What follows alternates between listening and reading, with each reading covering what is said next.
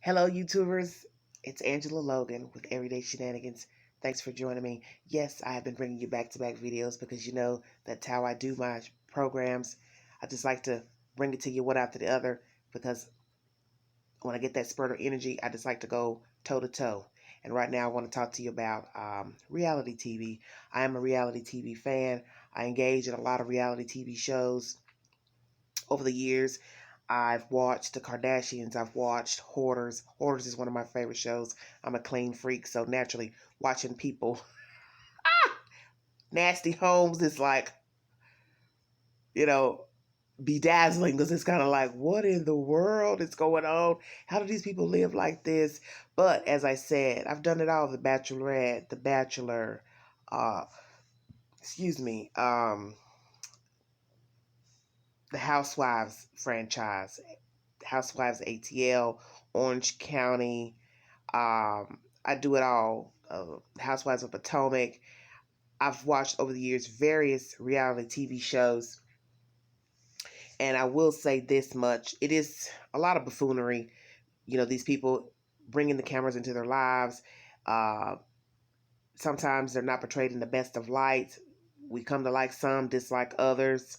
But one thing I want to tell you is I've been doing a binge watching of the 90-Day Fiance before the 90 days, and now I've jumped on to the 90-Day Fiance, the start of the first season on up. Right now, I'm past season 3. I'm catching up because, like I said, I'm just going through TV, just finding things I didn't finish or start watching.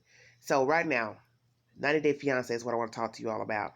Let me tell you this because some of you already know if you've watched my very first videos, I talked about online dating, which I'm currently still on 2 date sites. I am currently not involved with anyone. There's someone I'm talking to, new friend, someone I met a while back. We didn't meet officially, but we spoke online and offline. And one thing I want to talk about for those who don't know anything about online dating, never experienced it. It is buffoonery. It's a travesty at best because a lot of the people that are on these sites have no true intentions of getting to know you. They just don't. A lot of the men, they talk a lot of sweet talk, mad talk, crazy talk. Most of them just want sex. I'm keeping it 100. I'm keeping it real. Excuse any young viewers who are on my channel. This is probably not the best program for you to indulge in, but I'm just keeping it 100 for those who don't know anything about the date sites or really people in general reaching out to people on social media because you know they can reach you through Twitter, Snapchat, Instagram, Facebook. A lot of people are just out here scrolling and using these avenues to pick up women. Foreigners are using these avenues to try to get a woman, wife. And so I'm going to tie all that into the 90 Day Fiance franchise. Okay.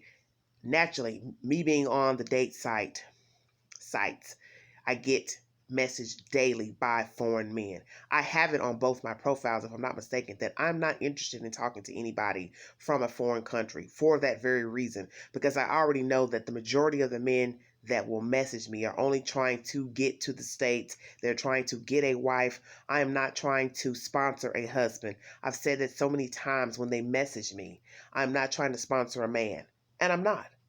Naturally, I've talked to numerous foreign men in the past year, and I'm going to be honest with you. As such, with American men, I get bored easily. And after just talking, it's like, how much talking can I do? How much talking can anyone do? It's ho hum, it's redundant. You know, the endless chatter. I want to see you. I want to talk to you. Want to touch you. Want to go out to eat. Want to go dance. Go to the picture show. Go do something besides just endless chattering on the phone. And where can you take it? But let me tell you, a lot of these men who are on these date sites and social media, they are out here hunting women, American women, trying their best to get a wife, trying to get them a fool who will sponsor them and get to the States. So I understand why people watch the show and people's family members, American men who are participating on the show and women, their family members are thinking these people just want a green card because many of them do. Now, naturally, watching the updates of the 90 Day Fiance, I'm watching the people, the women, they're sympathetic and they're, oh, I'm not like that, blah, blah, blah. Well, let's just keep it real. We know that this is the grand poopa of the world, America. We know this is the land of the free, the land of opportunities. So naturally, people want to come here from other countries because a lot of people live in horrible places, third world countries, war torn countries, poverty.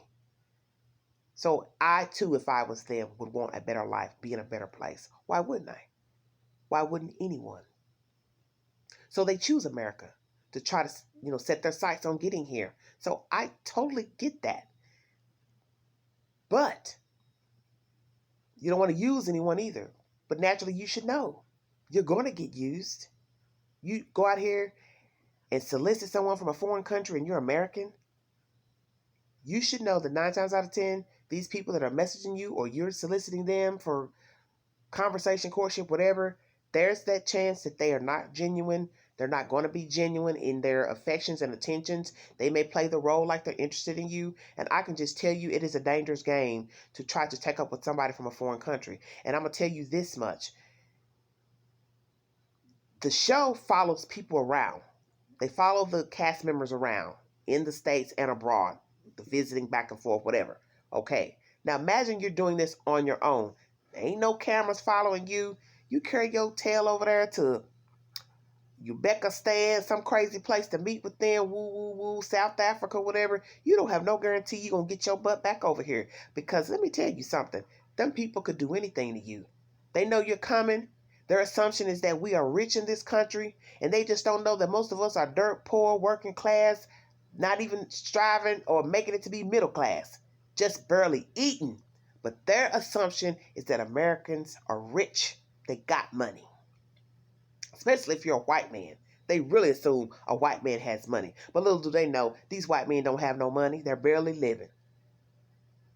So you carry your tail over there, and there ain't no cameras following you around, you don't know what can happen to you.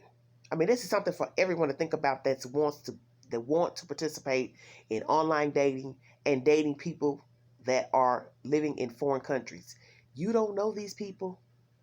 You don't know who they're connected with over there.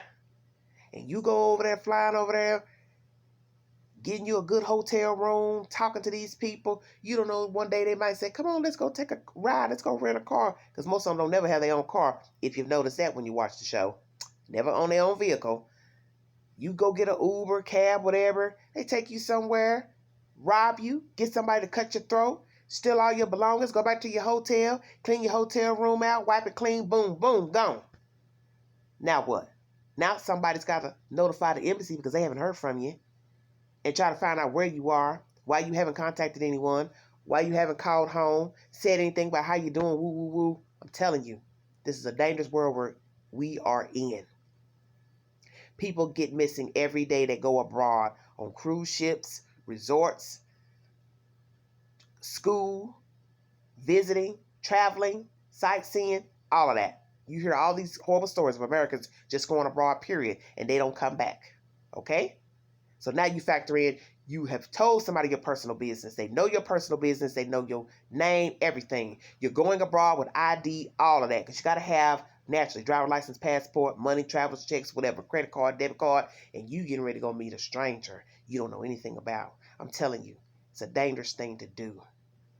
And I don't think people think about that. We laugh and giggle at the shenanigans that go on these shows only because there's a camera following these crazy people around and we're watching them. But just imagine those who go ain't got no camera. Risky business. Very risky business. And I'm going to tell you something else I don't care about with the 90 Day Fiance that has perturbed me. It's just how differently everybody acts toward the other person. I mean, both sides. You men solicit a foreigner, then you don't want her to dress in a certain way, then you worried about what your family gonna say, then you ain't told your family about the person. So it's kind of like, well, why? You've been talking to this person for months, near a year. You should have been told your mom and daddy, cousin, brother, sister, hey, I've been courting this lady that lives over here in Colombia, woo, woo, woo, or the UK, whatever. What's the problem? Why would you have demands on them once they come? You know they're going to want to roam, see the sights. But if she's what we consider a dime piece, pretty, nice looking, now all of a sudden you possess her. Crazy. Crazy. Now, flip side, the person going over to the foreign country. You want these people to adhere to your rules, regulations of your city, state, religious beliefs, this and that. You know, especially in Muslim countries, the women have to be covered, legs covered, hands covered.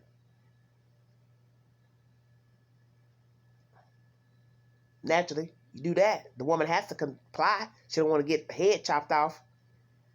But just the things that they ask and expect. Then they start demanding certain things from you. Start asking for money, perhaps. You have no business asking a woman for money. I don't care where you're from. If you're American, you don't have no business asking a woman for money. It's in poor taste to ask a lady for money. That's my opinion. See, this is what I'm saying about going over there in foreign countries. These people flip the script once you're there. They start showing you their true size. This is when they start becoming possessive and telling you they don't like you to do this and do that. Just like the white boy going all the way over to South Africa for the black girl. Every day she changed the situation. He gets a hotel room or whatever. Now she telling him he got to stay with her brother. Then she tell him he got to pay a dowry. Huh? Why would he want to pay a dowry to you, to your brother? Why would he want to stay with your brother? You didn't tell him that before he came.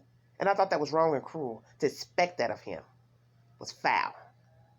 And I didn't like the fact that he didn't speak up for himself. Tell her, no, I'm staying in the hotel. I paid for the room. Woo, woo, woo. That's where I'm going to stay while I'm here.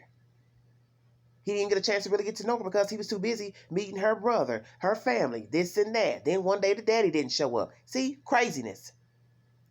And I don't know if this is all for ratings or what, but it wouldn't have been on my dime. I would have told her when I got there. I'm tired. I ain't had a bath. I ain't brushed my teeth. I'm going to go lay down in the hotel. I'll be back, hook up with you. We'll go out, have fun. I'll meet your parents. But I didn't come here for your parents. I came here for you. And see, that's the thing I don't like. It's all these crazy demands they have once the person is on their soil.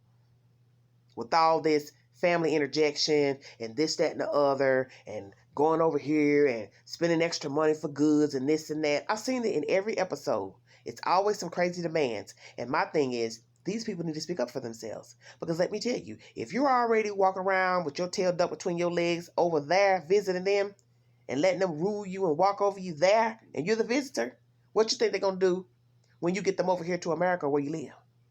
It'll be even worse because then you're married to them. Ding. Yeah. Craziness. Craziness. But that's something I don't like about the show.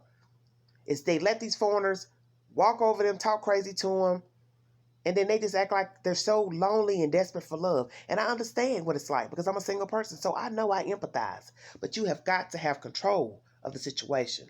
You cannot go somewhere and let the people run over you and try to use you for your money, use up your time, let their family intervene and let the family come in with all this paying of a dowry, and you got to meet Tom, Joe, and Pookie, and Ray Ray, and everybody that's related that grew up in the neighborhood with. That's not how it goes. Put your foot down. And I say that to people, live here when you're dating people. You're not dating their mom and daddy. Naturally, they're an extension of the person that you like. But you're not dating them, and you're not trying to marry them. And yes, it's true. You don't know anybody in 90 days. And we've all made mistakes by dating people, courting people too soon, sleeping with them too soon, inviting them to stay with us. Because what do I say? You don't know people. And you definitely don't know nobody till you live with them. And this is true. But I just want to give my opinion of that. That it's a wacky show, a crazy show. And I'm just amazed at how people act and how they treat each other. When they've talked on the phone, they be it 2 months, 3 months, 6 years, 5 years. One dude, the black dude in California, not California, but North Carolina, that went all the way to Mexico to meet the girl. She was from what was that? Russia or somewhere. She never showed up. Some country. You've been talking to her for 5 years. You've been giving her at least $800 a month for about 4 or 5 years. Why would she show up? She stood you up at every chance, never showed up. You're a glutton for punishment, and you like it, like his friend said. Nothing you're going to be able to say to him to change his mind. Now, he's talking about going over there. I think it was Ukraine. Why are you going to go somewhere when you got stood up in Mexico? Girl never showed up. Then she breaks up with you over the phone because you didn't have money in the account So naturally, the plane ticket didn't go through because it wasn't funds, and you thought she just didn't show up. I thought that was odd. How is it that you don't know that you don't have funds in your account? Then he borrowed money from his boss so he can go on a trip to Mexico. Do you see where I'm going with this show? These people out here will milk you dry, use you for whatever they can get from you. And I understand. People are in desolate times. People are hard up. They need help. But you have to know, as the giver, when you are being duped and when you are being used. And you need to speak up for yourself. There's no way you should be letting an outside person that you don't even know, haven't met, dictate how you live, how you talk, how you act, or your pocketbook. Or they cut you off because you don't want to give no more money. You don't want to send no more money. You should already know that when people start asking you for money from the jump, 9 times out of 10, they ain't no good. And I don't care if it's a man asking for money from a woman or a woman asking for money from a man. You got to know when to say, I don't know this person. I haven't even got to know him yet. And they're already asking me for money. And that's my take on the show. Is that old 90-Day Fiance, that's a dangerous game, especially for those who have participated. And like they say, the expectancy for the relationship to last is not even, 2 years. So it's something to think about. Now, I'll probably bring you another video about my online dating situation and what's been going on. Not much of nothing. But that's my take with the 90-Day Fiance. I am a reality TV fan. Yes, Lord, I am. But honey, let me tell you, I keep on watching because it is the craziest mess I've ever seen. But take Big Angie's advice. Speak up for yourself. You ain't got to be a patsy because you want to be in love. You want to love somebody. Hey, speak up for yourself. Stand up for yourself. And how about trying some Americans? It's a lot of us in the U.S. A lot of lonely people looking for love. Maybe you got to look for love in the USA. Might be a little bit safer. Even though we got crazy people here. But it's better than going over there and never coming back again. Real talk. Till the next video, you guys. Talk to you later. Bye-bye.